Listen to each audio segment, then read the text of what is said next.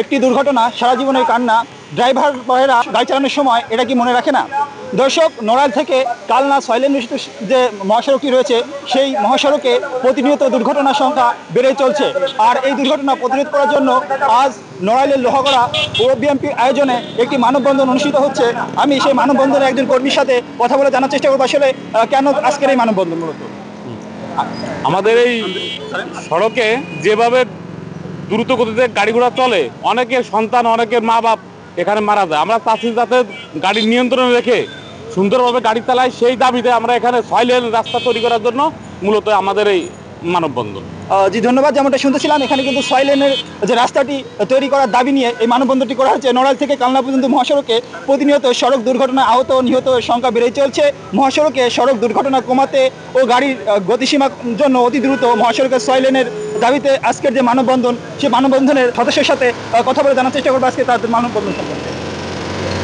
আজকের এই যে মানববন্ধন, আপনারা জানেন যে আমাদের এই মহাসড়কটি খুলনা টু ঢাকা, বেনাপোল টু ঢাকা যে রাস্তা, এর মধ্যে নড়াইল মালিবাগ থেকে কালনা যে রোডটি রয়েছে এই মহাসড়কের মধ্যে, এই সড়কটি অত্যন্ত ছোট, যা মহাসড়কের যোগ্য নয়। সেখান থেকে মহাসড়কের যে ব্যবস্থা সেটা চালু হয়েছে। তো এইখানে গাড়ি ঘোড়ার গতি অত্যন্ত বেশি চালাচ্ছে। সেজন্য আমরা কর্তৃপক্ষকে অবহিত করতে চাই যে গাড়ির যে কোনো মূল্যে গাড়ির গতি এখানে কমাইতে হবে, সেই পরিমাণে রাস্তা ঠিক না হওয়া পর্যন্ত, এবং অনতিবিলম্বে 6 লেনের রাস্তায় উন্নতি করতে হবে। এবং এই ব্যাপারে আমরা ইউনো মহোদয় এবং ডিসি মহোদয় আমাদের সকলকে আমরা স্মারকলিপি পেশ করব। আমরা এই সাংবাদিকদের মাধ্যম দিয়ে, আজকে যারা মিডিয়া আছে তাদের মাধ্যম দিয়ে আমরা উদাত্ত আহ্বান করবো এই সরকারের কাছে অনতিবিলম্বে রাস্তাটি যাতে প্রশস্ত করা হোক। নিরাপদ সড়ক চাই, এটা শুধু আমাদের না, সকলের প্রাণের দাবি।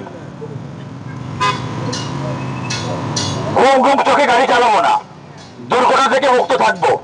প্রত্যেকটা ড্রাইভারকে সচেতন হতে হবে। মনে রাখবেন, একটি দুর্ঘটনা সারা জীবনের কান্না। এই মরণ ফাঁদ আজকে কালনা ব্রিজ থেকে আরম্ভ করে নড়াইলের মালিবাগ পর্যন্ত যে মরণ ফাঁদে বারবার মানুষ অকালে মৃত্যু ধরা দিচ্ছে, সেই মরণ ফাঁদে আমাদের প্রিয় সন্তান 3 বছরের শিশু উম্মে হাবিবা অকালে ঝরে গেল।